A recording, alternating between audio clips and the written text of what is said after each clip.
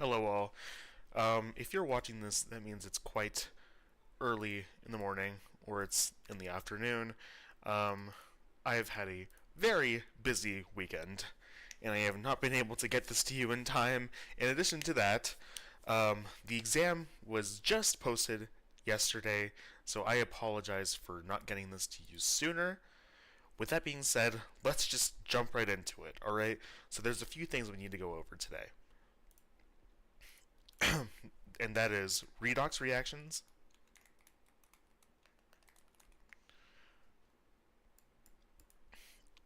enzyme kinetics,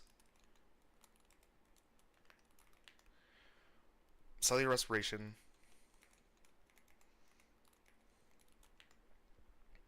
and photosynthesis.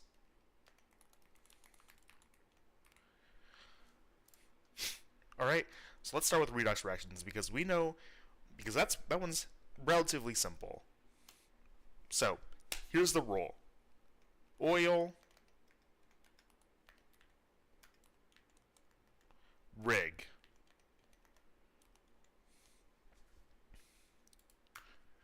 Oxidation is loss of electrons or of protons. Or rather, loss of electrons slash protons. How about that?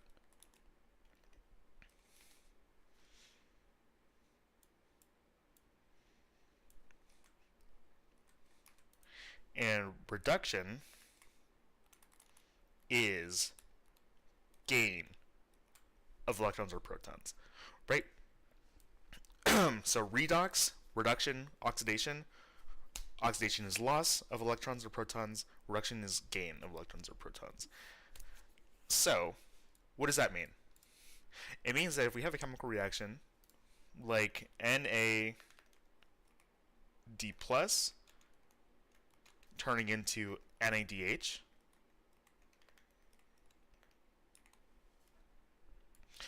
was this oxidized or was this reduced?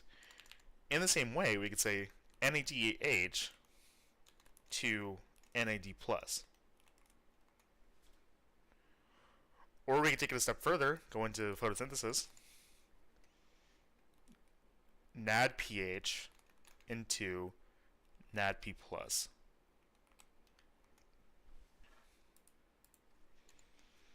So which one of these are oxidized? Which one of these are reduced?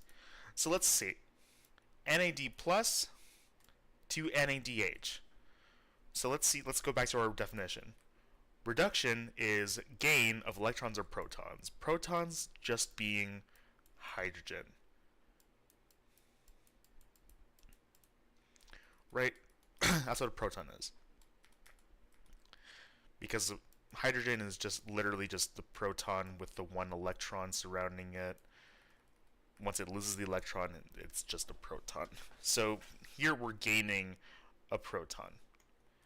So if we're gaining a proton, then this reaction is a reduction. How about right here? We go from NADH to NAD plus. This reaction, since we are losing a proton, is an oxidation. As for this one, NADPH to NADP plus, same principle. We have the hydrogen and we're losing it to NADP plus. Hydrogen goes away.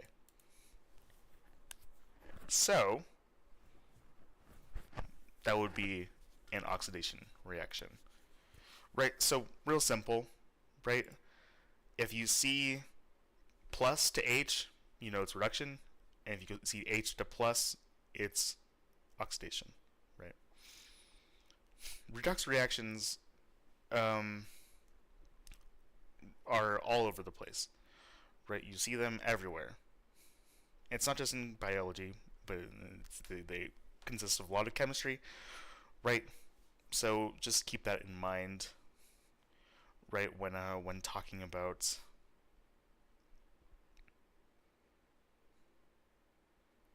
yeah.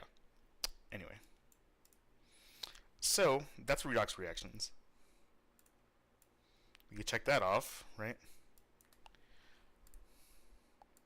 So as for enzyme kinetics, really, that name is a little misleading. Enzyme kinetics would involve like Michaelis-Menten graphs, stuff that you're not ready for. So, in terms of enzyme kinetics, we worry about one thing: delta G.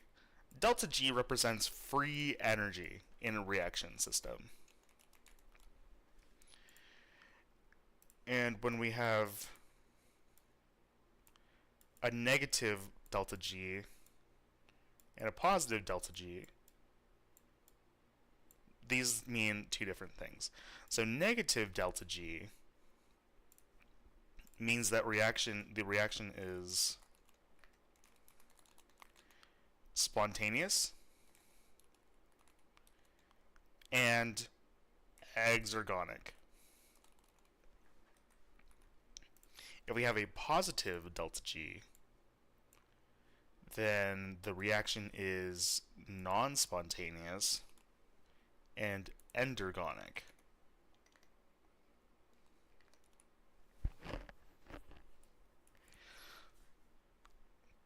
So delta G represents the free energy, right? It's sort of, kind of, maybe a little bit similar to heat, right?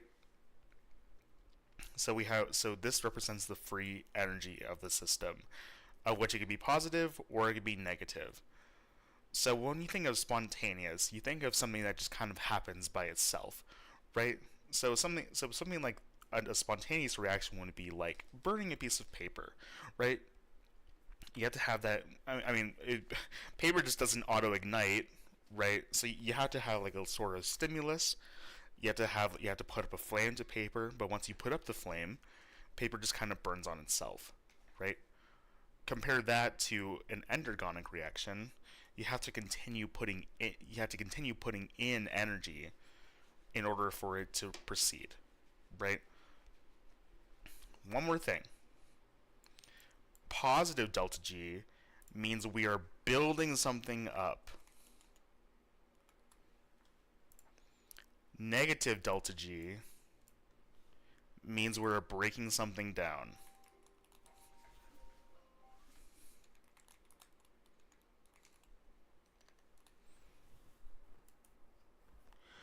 So, endergonic, building up.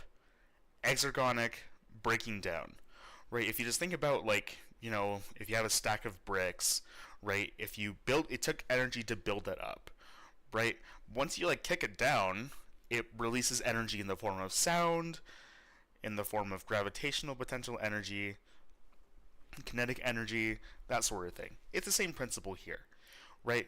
Endergonic means we're building something up and we had to put in energy with the system. Exergonic, we're breaking something down, therefore energy is released from the system. Right, so let's take the example of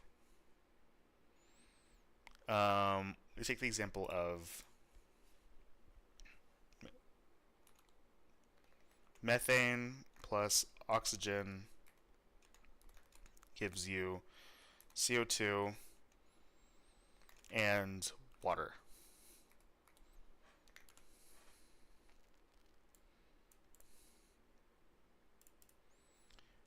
So, methane is very high in energy, right?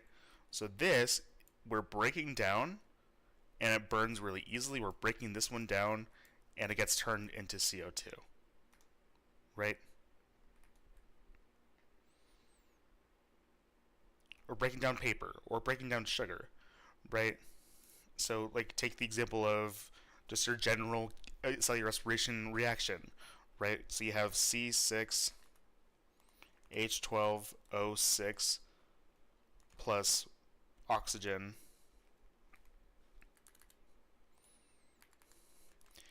grants you carbon dioxide and water.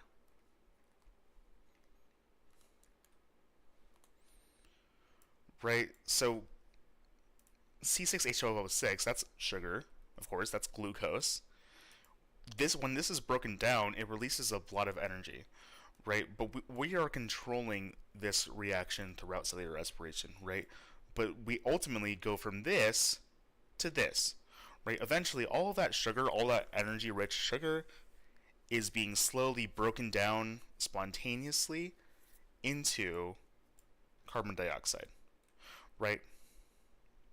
Going back to redox reactions too, we have sugar and we have carbon dioxide, right? So we have two reaction paths, right? So we have C6H12O6 that turns into carbon dioxide, pretty much, and we have oxygen, which pretty much turns into water.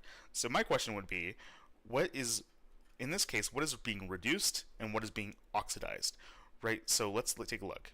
We have the C6 over here and we have the 6C over here, right? So we know these two are related. Notice how we have 12 hydrogens here, no hydrogens here, right? So that would have to mean that this one is being oxidized, right? And from oxygen to water, well, look what we have here. Hydrogens, right? So that means oxygen had to be reduced. A quick note. This is a common misconception.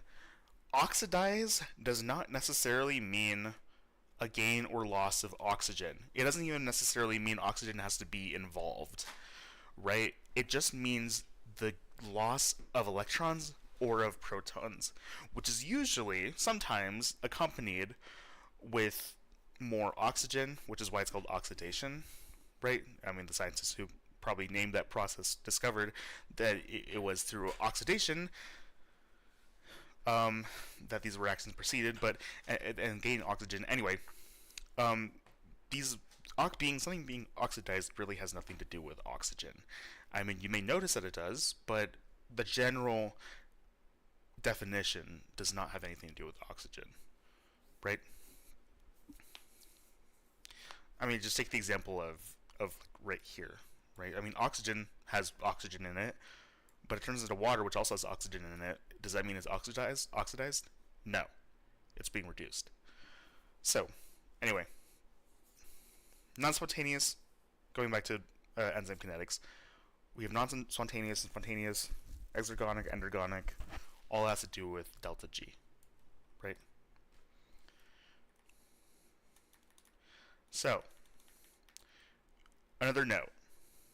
We'll talk about enzyme kinetics. Whoops. We'll talk about enzyme kinetics, and we talk about just enzymes in general, right? So enzymes are proteins. This is an enzyme. This is the active site of an enzyme.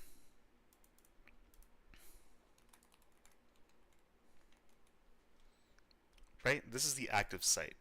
So within the active site exists a sort of pocket in which something can fit, right? So let's say we have like a, I don't know, this is what's going to fit inside. So this is a substrate.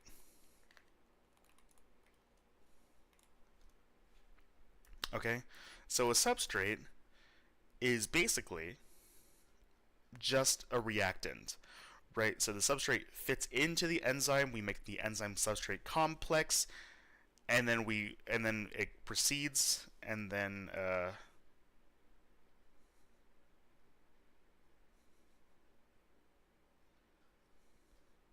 yeah. So the substrate is what's being reacted. This is what's being reacted. So once the substrate fits in, and we go through the reactions, so something like this. This is enzyme substrate complex right here. So this would be like ES. And then once it goes through that, the enzyme returns to normal, and then pops out, and then the substrate pops out of the active site and is no longer a substrate, but is let's do blue, but is a product. right? So we go from substrate into the active site, it gets processed, and then pops out a product, right? So the thing about enzymes, right, is that enzymes are catalysts, and a catalyst. I mean, if you may know what catalyst means just from you know just the definition alone. A catalyst precedes a reaction, right? It facilitates a reaction, right? So a catalyst makes the reaction go by faster. What it does not do is increase the amount of product or denature the enzyme or denature the catalyst. Right? So the only thing that the catalyst does is it doesn't necessarily increase the amount of stuff being made. It just increases the speed at which it happens. Right? Because this substrate without the enzyme would have taken days to react, or months, or years, or decades in certain cases. Right? Some of these reactions really do require enzymes to actually happen. Right? No, sorry, some of these substrates they really do require like a little bit of a kick, right? So we have the enzyme, right? The enzyme is what does all the reacting, right? This is a tool. It helps facilitate the reaction.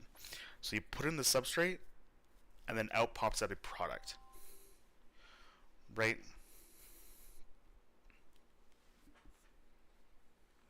So that's the basics of it. Really quickly, there is two ways we can inhibit this reaction. We can inhibit it competitively, and we can inhibit it non-competitively. Whoops.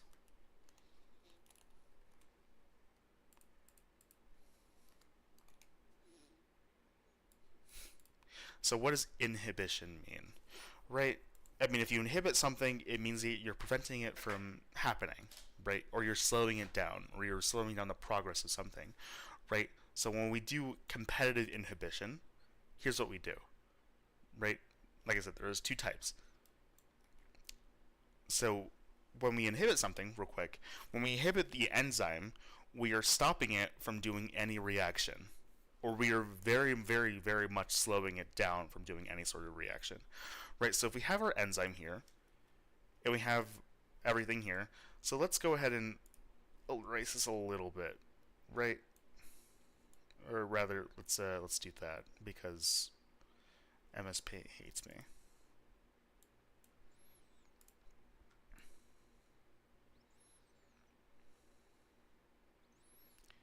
So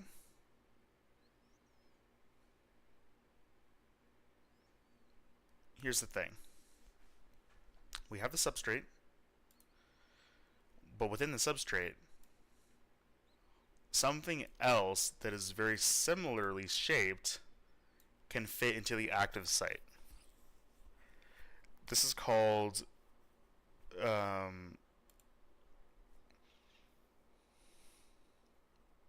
sorry, I just want to make sure I'm not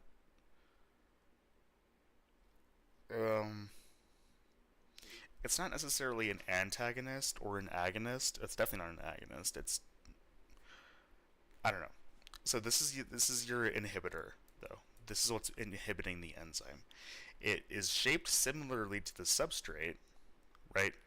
It's shaped very similar to the substrate, but it's going to fit into the active site just the same, right? So once it fits into the active site, it binds and makes it no longer able to bind, no longer able to bind the actual substrate until the inhibitor actually leaves.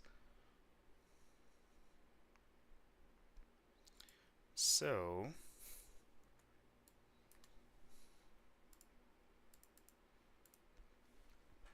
that would look something like this.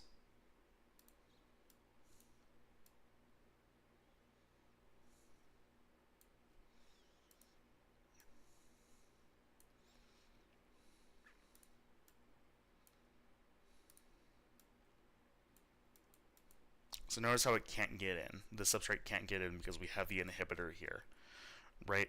This would be an example of competitive inhibition, right? Competitive inhibition because these two are literally competing with each other. So the thing about competitive inhibition is that the inhibitor binds at the active site, right? But what does not happen is that the competitive inhibitor can denature the enzyme. That does not happen.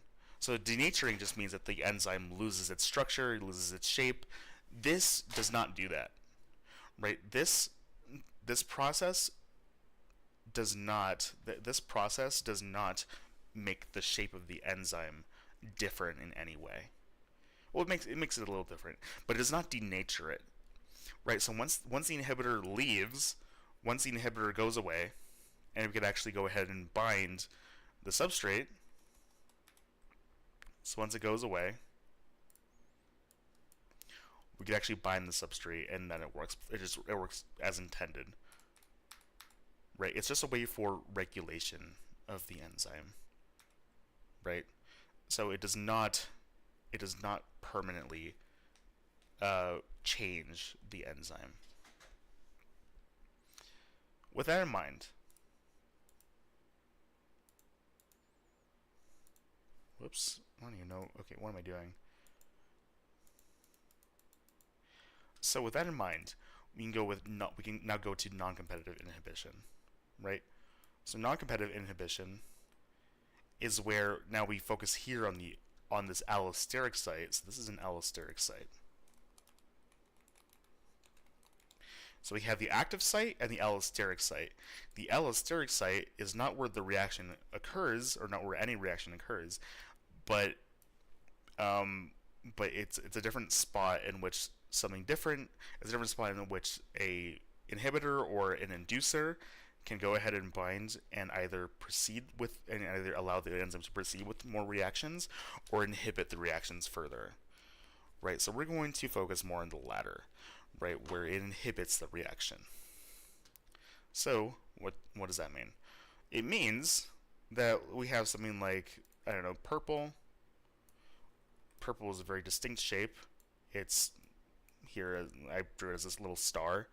So purple goes ahead and binds here, right? So once it binds here, that changes the shape of the enzyme such that the active site is no longer available for binding. So now the enzyme will look something like this.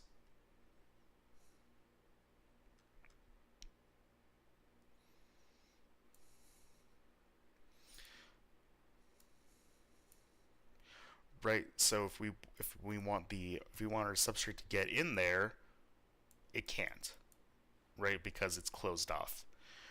Yeah, so yeah, look at what's happening here, right? We have we have our active site.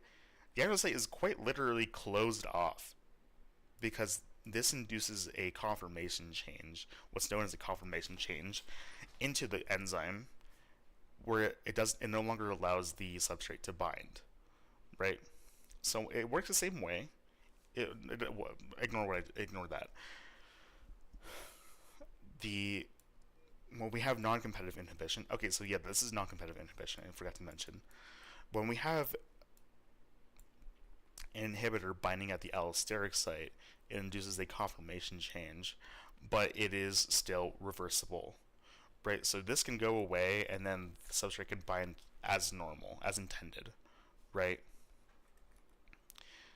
But for the time being, once it's there, this substrate can no longer fit within the protein, right? Because the protein can change shape very easily, just because of how it's structured, how it's formed. And once we have the non-competitive inhibitor here, it doesn't allow the substrate to bind, right? So non-competitive inhibition is when we're talking about the allosteric site, right?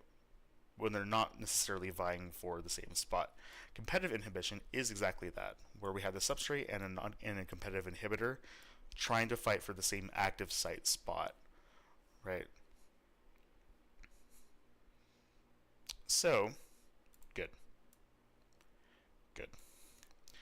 One more thing. We have to talk about energy graphs, right?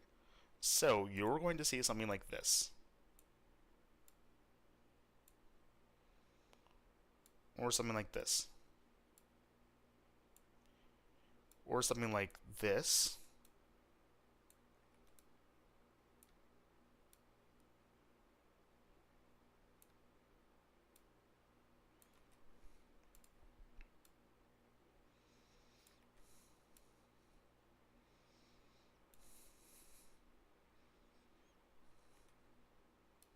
Sorry, I'm really trying to get the shape right. Okay, there we go. Meh. I need to I need to move on. Okay, so within these graphs, we have time, and we have delta G. Or rather, let's go ahead and draw that out because it's easier. We have delta G, right? So all of these different graphs represent something different, right? So we have the delta G here, and we have the reaction procedure time here, right? So this graph describes how the reaction is proceeding. And we have a few different things about this graph.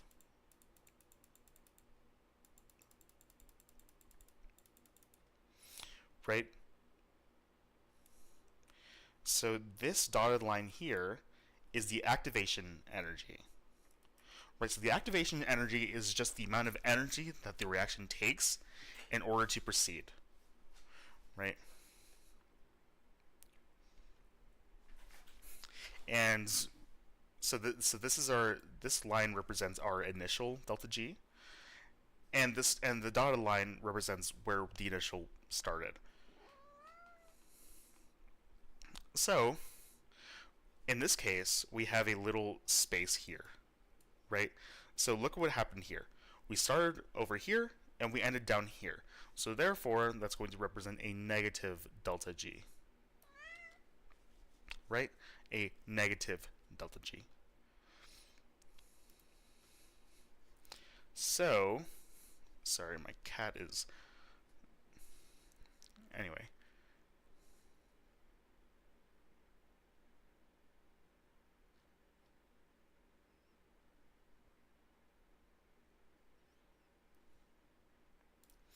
So this represents the free energy of the diagram. It represents the free energy that was either released or was gained by the system. Right? So this goes back to when we were talking about delta G and exergonic, endergonic, right? So if you remember, negative delta G means that the reaction is going to be exergonic, meaning that's going to be spontaneous, right? So negative delta G, and look over here.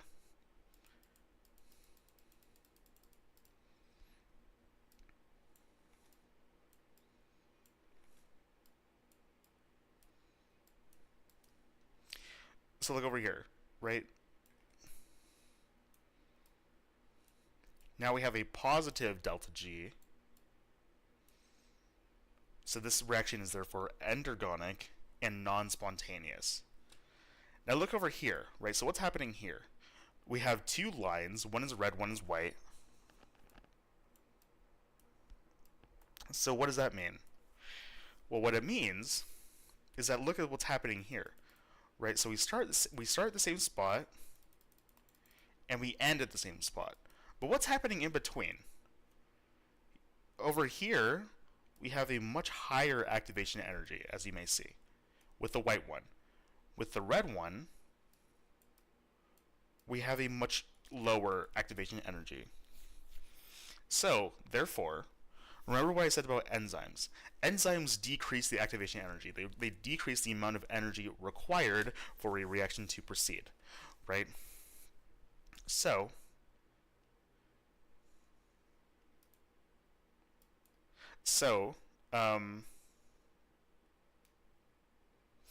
yeah, this has a much higher activation energy, this has a much lower activation energy. So the red one actually describes um, enzyme catalysis, or it describes it. Sorry, forget that. It describes a reaction that's preceded with an enzyme. So this is the same reaction, right? This is the exact same reaction where we go from A. Let's say we go from AB to A plus B, right? So we're breaking something down, right? That's going to be exergonic, right? So when we use the red, when we use an enzyme, it's going to happen faster. It's going to be the same reaction, right? But it's going to happen faster, right? Which is why we have the lowering of the activation energy here. That's really all an enzyme does. It makes something faster. It lowers the activation energy, it lowers the total amount of energy required to proceed the reaction. Yeah, so we can tell this is still exergonic, right? Because it's negative delta G, right? But that's the difference between these two. One has an enzyme within it, one does not. So, we've had a look at these graphs, right? So now, let's go ahead and look at our good friend, cellular respiration. So I'm going to run through it very, very quickly. So here's what's going to happen, right? I'm going to go through glycolysis. I'm going to go through fermentation. I'm going to go through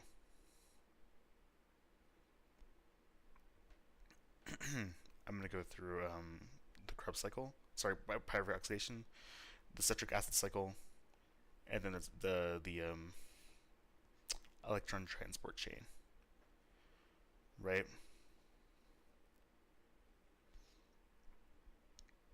So just give me one moment.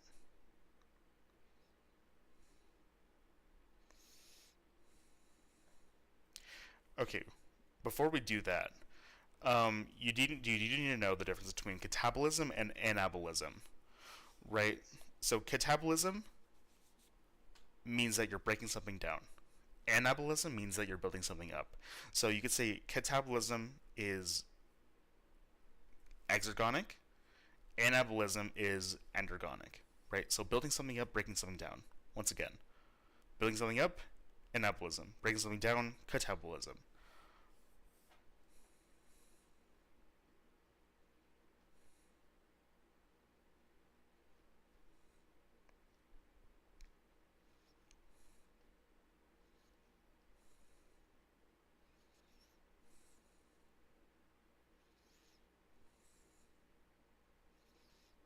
So, okay, sorry about that. I had to make sure that I'm gonna tell you everything that you need to know. Okay, so glycolysis. So let's write out the steps again. Glycolysis, pyruvate oxidation,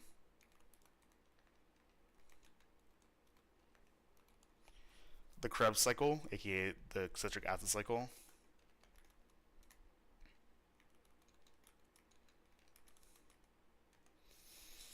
and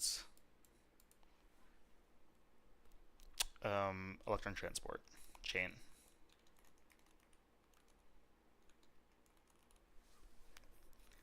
So these are our four things. These are our four processes in cellular respiration, right? Sorry, I just had to make sure that. Okay.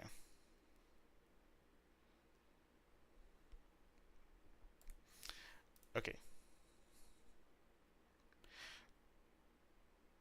Like I said, I have to go through this really quickly. I want to make sure this is under an hour, and I'm just wasting time by talking, so let's go through it. So glycolysis, right? Let's just talk about the products of every single one of these, right? Because going through the actual processes will take too much time. Glycolysis will produce NADH, ATP,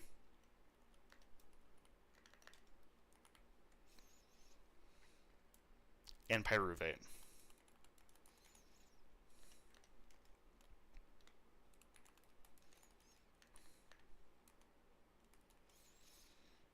specifically, it'll make 2 NADH, 2 ATP, 2 pyruvate.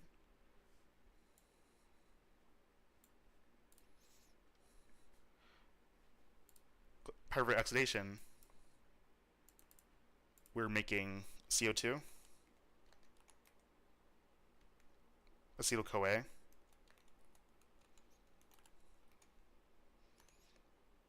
and NADH. And we're doing that twice, right? Because we had 2 pyruvate from glycolysis. And the citric acid cycle, we're making CO2, NADH, FADH2, and ATP / GTP, which you don't really have to know the difference between those two. And then in electron transport chain, we're making water,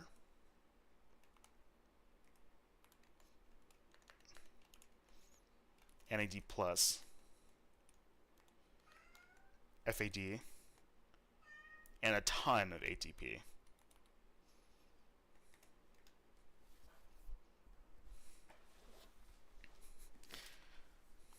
So these are our products of each of these, right?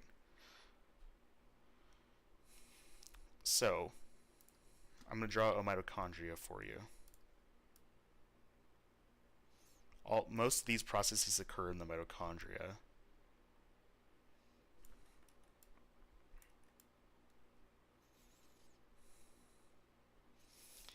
So this is a mitochondria, right? The mitochondria has a few different spots. The outwardmost spot is the cytoplasm, right? So we know what the cytoplasm is. It's the liquid that suspends all of the organelles. And then we have the intermembrane space. So of course the mitochondria has 2 membranes, right? We have the intermembrane space, and then we have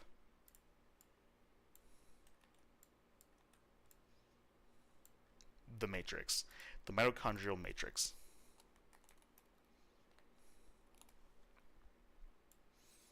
Right? So you have the cytoplasm, the intermembrane space, and the matrix. So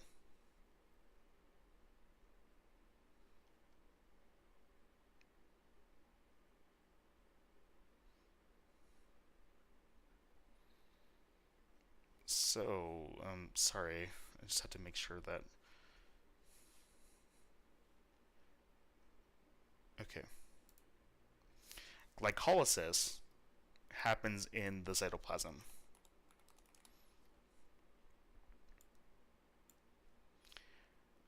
Pyruvate oxidation and citric acid cycle occur in the matrix. And the electron transport chain occurs in the inner membrane. So you have the inner and the outer membranes, right?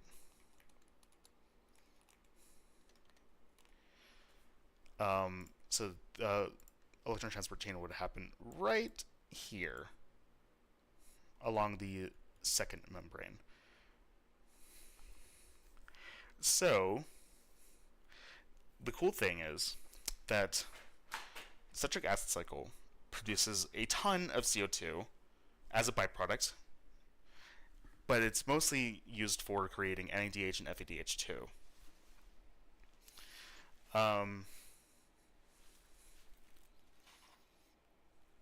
So with this in mind, right, NADH and FADH2 are what are known as electron carriers, right? So those are really important for the electron transport chain.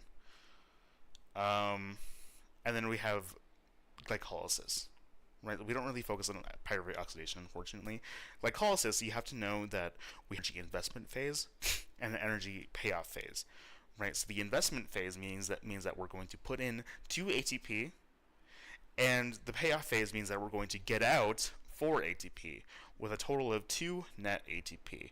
So glycolysis, once again, right, also produces pyruvate, right? So pyruvate is kind of like the main product of glycolysis.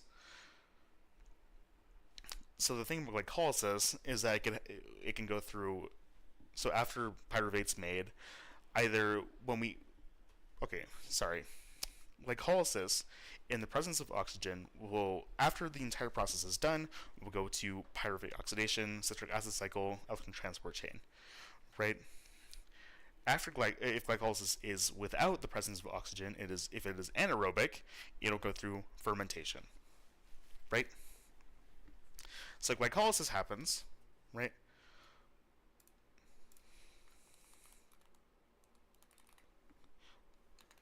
So when we do it without oxygen,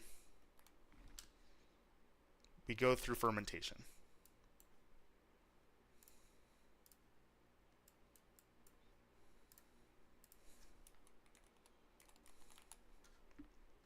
Right?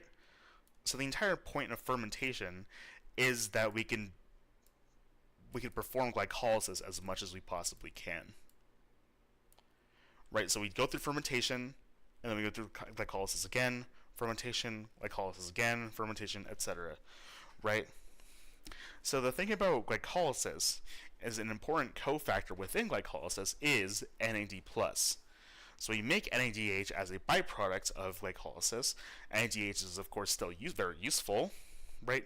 But as a result of this, NAD+ is required for this process. So the entire point of fermentation is to make as much NAD+ as possible. It just so happens that a couple of byproducts of fermentation are something that we enjoy to eat, like lactic acid or alcohol, right? So fermentation is to regenerate as much NAD+ as possible. Remember that. So when glycolysis is without oxygen, when it is anaerobic, it goes through fermentation. So the thing about anaerobic and aerobic respiration is that they both have glycolysis. They both have glycolysis. So also write that one down, right? So another thing. We talked about the citric acid cycle. We talked about the products of each one of these processes. The citric acid cycle produces a lot of CO2. I think I already mentioned that. So every time you take a breath and you exhale, most of the CO2 that you exhale, most of the carbon dioxide that you exhale is from the citric acid cycle, right? So remember, all of these products are very important, right? So remember that. CO2, NADH, and FADH2. So I'm a little surprised personally because you only have one question about the electron transport chain, which, like I said, very surprised about. Well, maybe two. Maybe. The electron transport chain is where oxygen comes into shine, right? So let's take a quick look at it because it would be a waste of time to go ahead and draw it.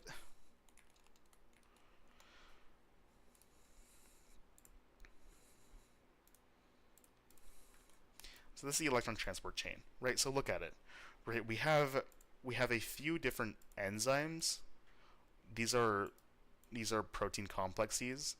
So we have two, 3, and 4, right?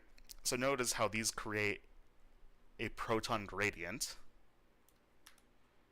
Notice how we're finally using NADH and FADH2, turning those into NAD+ and FAD. And we're also using oxygen to make water, right? So the electron is literally being transported through the chain, right? That's the electron transport chain, right? So the thing about the electron transport chain is that it very much requires oxygen, right? So if we have like a bacteria, right, that is strictly anaerobic, its friend, the bacteria that is strictly aerobic, will have far more ATP for every sugar that it inputs, right? Far more ATP, right? So that's the thing about the electron transport chain. Right. Another thing is that there's a few things going on here. What is not going on is that NADH is created. NADH is not created during this process. NADH is broken down, sure. The proton gradient is being used to make ATP, sure. The protons will move down the concentration gradient, sure. Water is a byproduct, yes. But NADH is not created. Look, NADH is broken down. That's the main thing you have to know. Electron transport chain is, in my opinion, the most important aspect of cellular respiration, but is very much not emphasized on your exam. So, just know that when we have oxygen present, it is far. If when we have oxygen present, aerobic respiration is far more efficient than anaerobic, and that NADH is not created; it's broken down. Good.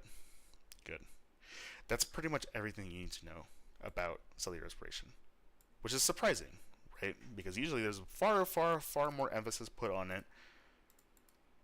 But yeah, photosynthesis. Photosynthesis is a bit of a tough one, right? As you may understand.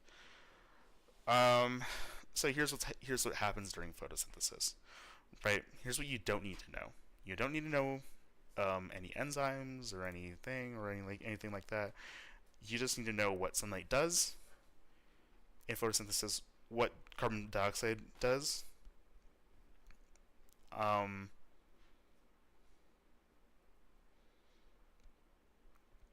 and yeah, where it occurs, right? So there's a few different things, and the difference between photosystem 1 and photosystem 2, right? So let's get into it.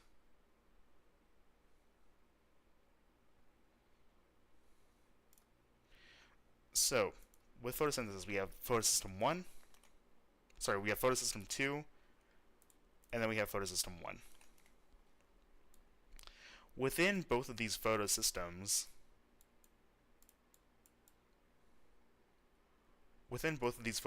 we have chlorophyll, right? So once again, I thought this was going to be a bigger emphasis. Chlorophyll is green because it reflects the green light off of it, but that you won't be expected to know that for the exam. So here's the thing, right? We have a photon. Let's draw that. Let's draw a photon is blue. Why not?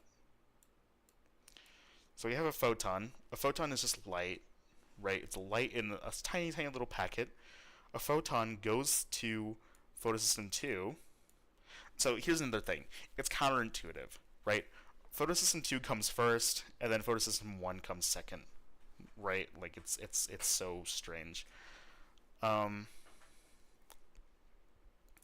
So yeah, photon goes to photosystem 2, which excites an electron.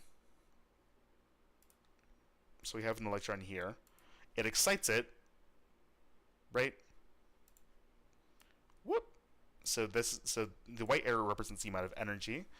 It excites it, and in this process, we're making. I have to make sure I'm getting this right. Hold on.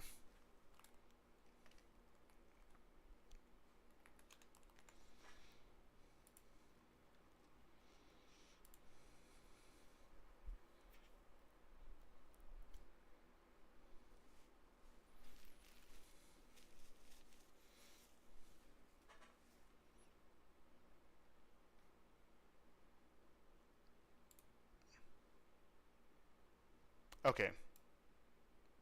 Oh, Jesus. It's so complicated. Yeah, photosynthesis is not my favorite thing.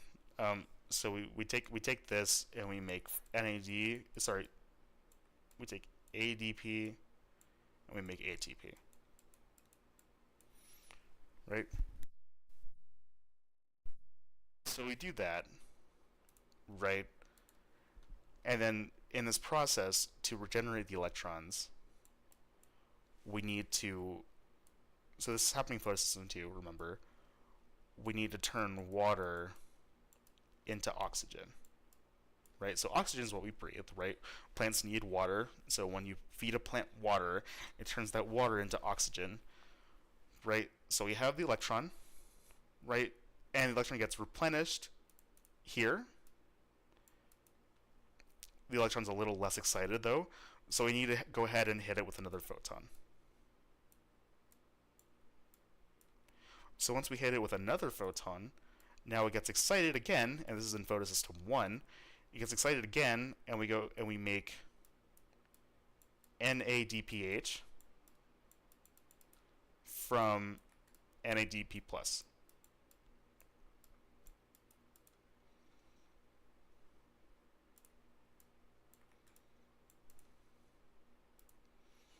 Right? So that happens in photosystem 2. And then the electron goes somewhere else. Who knows where it goes. Right? So these are the quote-unquote light reactions of photosynthesis. These are the quote-unquote light reactions, right? Where they literally require light in the form of a photon, right? So the chloroplast, remember this, the chloroplast, this happens in the chloroplast, right, which is the site of photosynthesis, has chlorophyll in it, right? So sunlight in the form of a photon goes to photosystem 2, and within photosystem 2 exists chlorophyll. So chlorophyll is the actual dye that absorbs sunlight, right? So photon hits chlorophyll, exciting an electron. Remember that, right? So yeah, moving on. These are your light reactions. Really, you don't need to know what is being made. I mean, it's really anyway.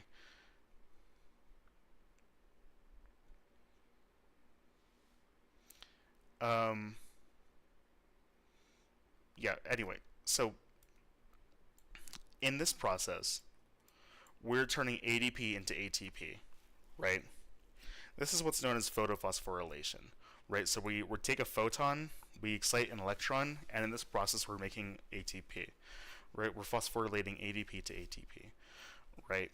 So the electron, the power that the electron carries, the energy that the electron carries, is able to make ATP in this process, right? So sunlight essentially gets turned into ATP, which is kind of cool, right? So next, we have to talk about the Calvin cycle, which is quite similar to the Krebs cycle. But here's what's happening during the Calvin cycle. And here's another thing. You don't need to know what REBP is. You don't need to know what Rubisco is. Very simple, right? Just a couple things you need to know about the Calvin cycle.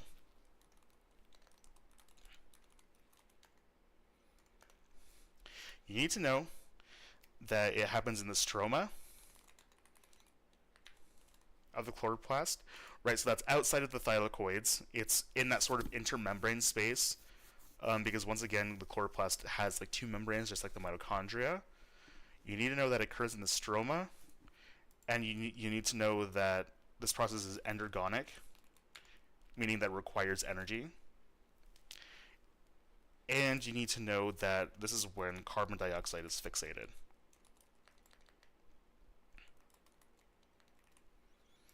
So the Calvin cycle has 3 steps, right? We have the fixation period, we have the reduction period, and we have the regeneration period. Right, so fixation, when you're fixing something, it just means that you're adding something, right? So this reaction requires carbon in the form of CO2. So during the Calvin cycle, there is no ATP production, there's no oxygen production, there's no CO2 production, but there is CO2 fixation. CO2 is required for this process to occur, right? In addition to this, right, this process is endergonic.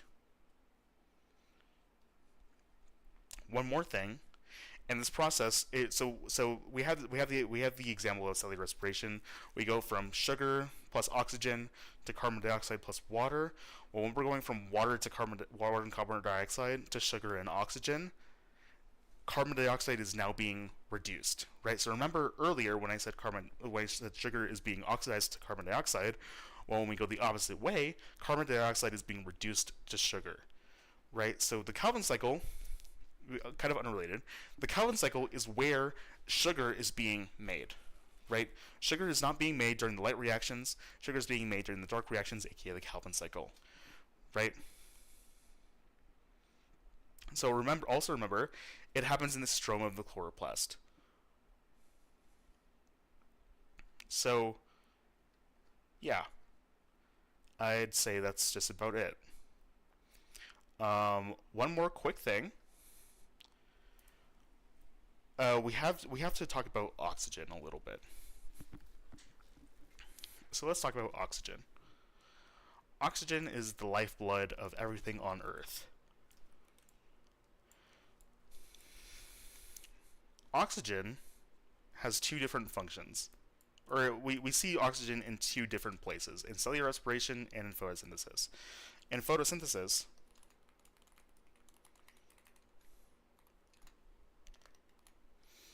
photosynthesis, oxygen is made during the light reactions.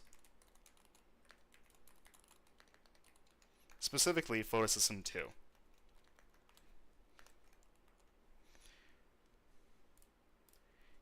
In cellular respiration,